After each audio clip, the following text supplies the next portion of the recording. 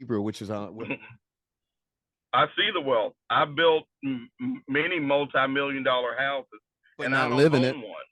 So now Yeah. go back into the curses of Deuteronomy and tell me that that doesn't fit.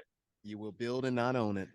Well, yes, it fits, but like as devil's advocate tonight, it fits because it's describing slavery, and that's how slavery operates. And I'm not saying it does not apply to if the nation of Israel is black, as we're discussing, but I mean, it will fit because I mean that's just how the system works when you have a system like that.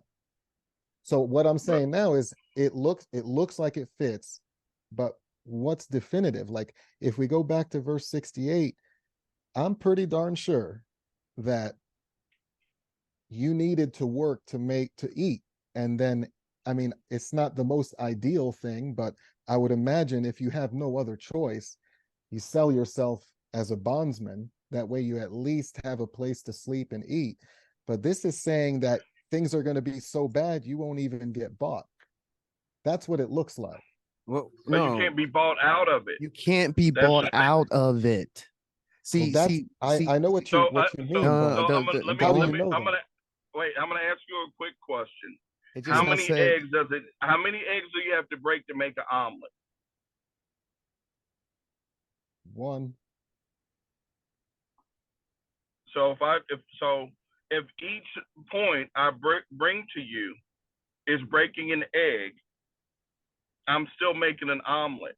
It still fits, and it's still an omelet. So I don't have to break 50 eggs, which I can, which we've already amassed almost 50 eggs that fit so far. So I'm giving you your omelet, and you're looking at it, and you're still saying, I need another egg broken. Yep. Because you're doing this, because these scriptures are so simple, and you know what? And it's not even you. A lot of people that's watching this, they might be like, "Oh, they must be being brainwashed." Barak and I haven't even talked to each other about this, and then we found the same thing, and we found out the truth, and we are so happy about this truth that we're able to embrace now. But the other nations, they can't see it.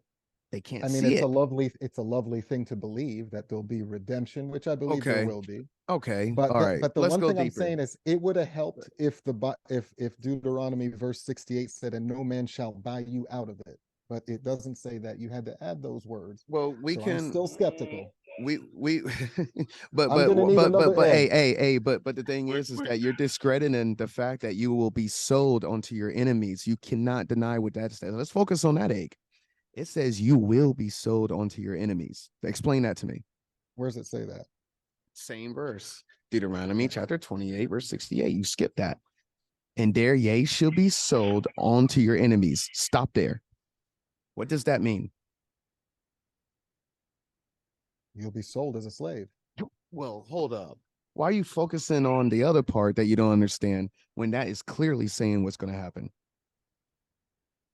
All right, well, let's keep going. No. You get it. You get it. See, this is what a lot of people do. But we're not even getting into if this is talking about the Israelites being sold to Babylon. It said sold. It says sold. Now you want to go into Babylon? Oh, go ahead, Barak.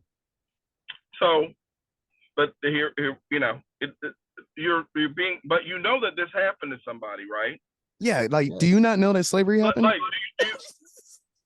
Why would you think I didn't? I'm making a joke. It's rhetorical.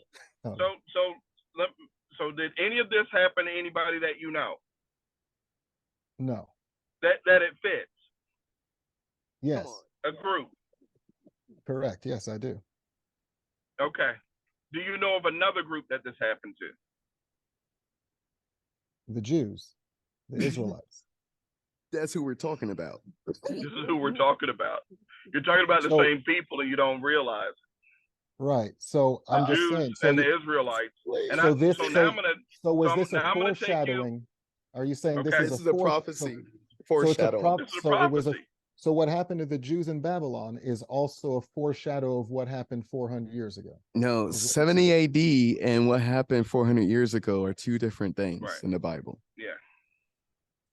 That's two different things that happen majorly. They were not turned into slaves 70 AD. No, they scattered. They It were happened. scattered. That was a scattering. The That's why slavery came Jesus later. was able, because at the time, you got to remember, Africa wasn't like it is now. There wasn't white people in Africa and all these other nations. It was Africans in Africa. When Jesus went to hide, where did he go to hide? And I Egypt, promise you, well, okay, where's Egypt? In Africa. Africa. Okay, now, Okay. hold on. On the post, on the post, I had a lot of people saying that he looked more Middle Eastern and all that stuff. Now I promise you, when I'm in a room full of black guys and a guy from the Middle East walks in, we all look and say, oh, I wonder what he is. Is he Palestinian? Is he this? Is he that? So you mean to tell me that the dark, see, Hamites, there's the Africans are called Hamites in the Bible. Now, the Hamites, when they say black sold blacks into slavery, it was the Hamites that sold Judah into slavery. Jesus is from the tribe of Judah. Jesus got whipped. The Judeans got whipped.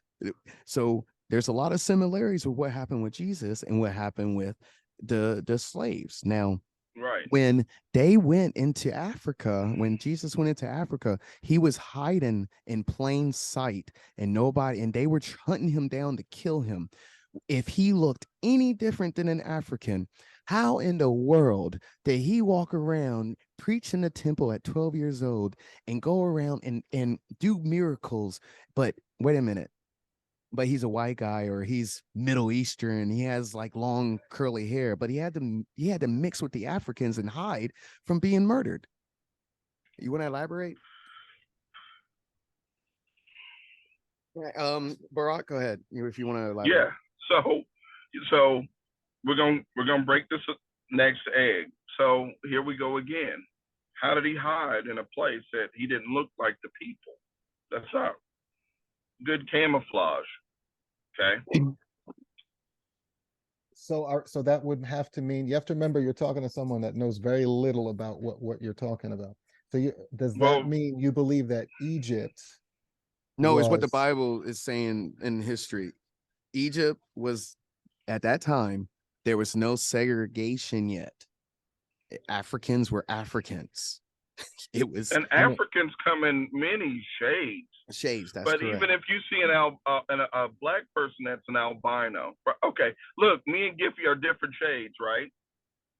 But you still call us But black. you know we're both black. So how do you reconcile that Egypt enslaved the Israelites? No, you're talking about the first. first. Israelites, you're talking about the but first.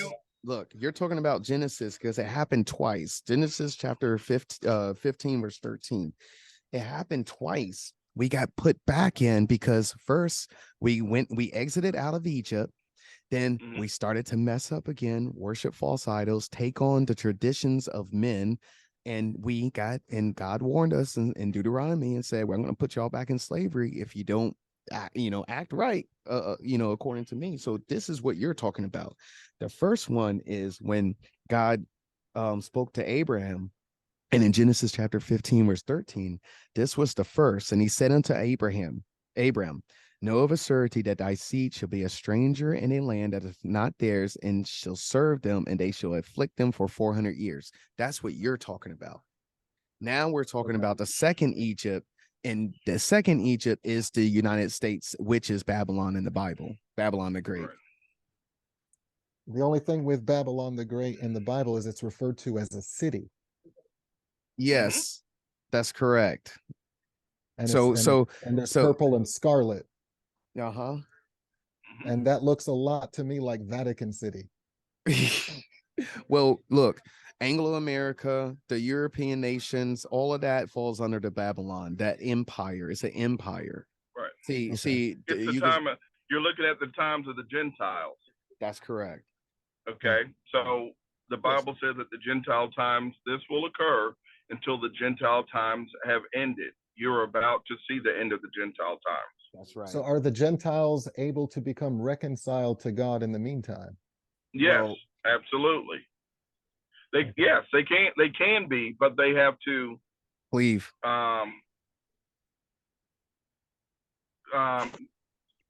the Gentiles have to cling on to Israel Let me get in that order scripture. to receive the salvation. Let me show you the scripture that talks about the Gentiles. Um, um, let's go to Isaiah chapter 14, verse 1 and 2. And remember, Jacob's name in the Bible was changed to Israel. So in verse 2, 1 and 2 explain, for the Lord will have mercy on Jacob and will yet choose Israel. Now remember, there's other tribes in the Bible, but he said he's going to have mercy on Jacob and choose Israel. Why isn't he saying he's going to have mercy on the other tribes? Jacob represents the 12 tribes. And set them in their own land, and the strangers shall be joined with them, and they shall cleave to the house of Jacob. Those are the Gentiles you're speaking of. And a people shall take them and bring them to their place, and the house of Israel shall possess them in the land of the Lord for servants and handmaids, and they shall take them captives, whose captives they were, and they shall rule over their oppressors. Now, this goes back to the whole story of Jacob and Esau. And then these are the ones like the Vatican and all those, the ones that were controlled, that the evildoers, the 2/3. If you go to verse 21 and you go to verse 22, it says, prepare slaughter for his children for the iniquity of their fathers. See, he's saying they're going to pay for what their fathers did, that they do not rise nor possess the land nor fill the face of the world with cities. For I will rise up against them, saith the Lord of hosts, and cut off from Babylon the name and remnant and son and nephew, saith the Lord. Now, why is the Lord speaking like this about some people and then saying he's going to have mercy on other people?